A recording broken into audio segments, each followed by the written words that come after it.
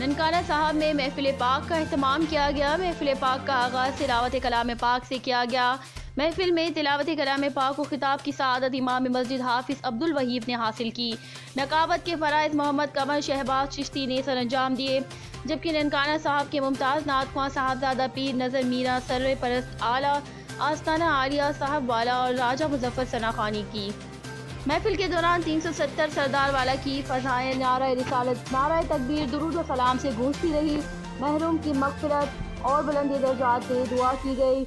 महफिल में इलाका मकीनों के अलावा आशिकान रसूल की वसी तादाद ने शिरकत की।